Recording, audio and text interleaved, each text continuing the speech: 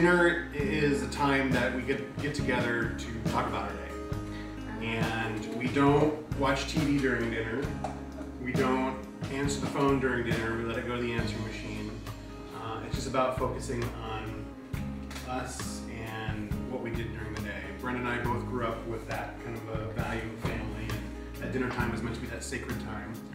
And they all get to go around and to talk about what their favorite thing was to do today, and we teach them through that process about the importance of taking turns and the importance of really respecting one another in communicating. We want to instill that in the kids as well. And so we always ask a question of the kids. And what question do we ask? What was the high of the day?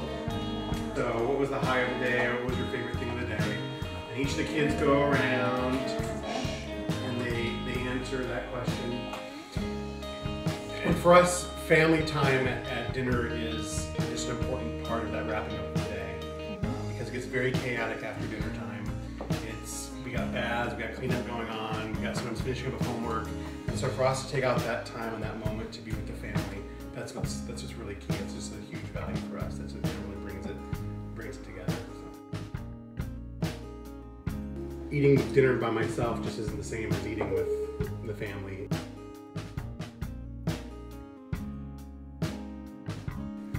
I know that when I'm not here for dinner, I miss that.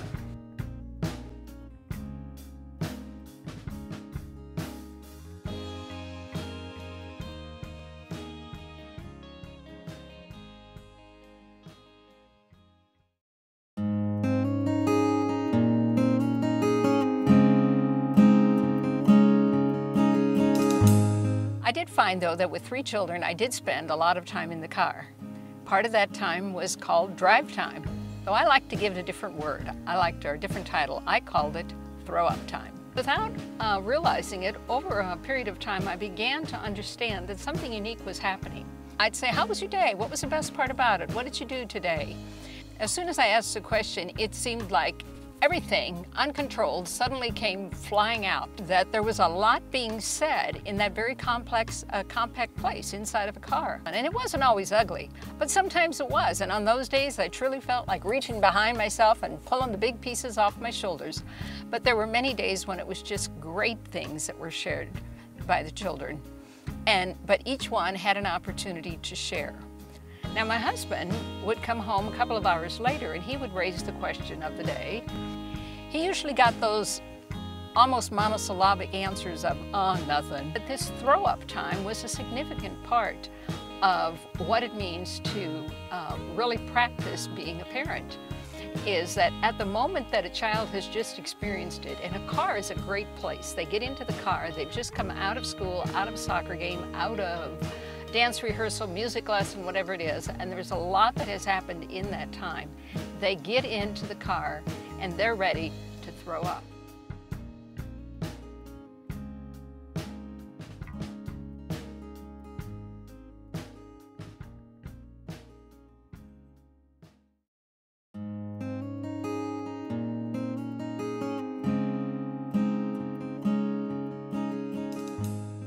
Well, I really like the nighttime because then we really get to connect with just nobody bothering, because I have my days at work are 2 jobs and working really long, getting up 3 in the morning, working really long hours. This is the time I know I get to relax with her and just chill out and get to be the dad, my favorite person in the world here at GA.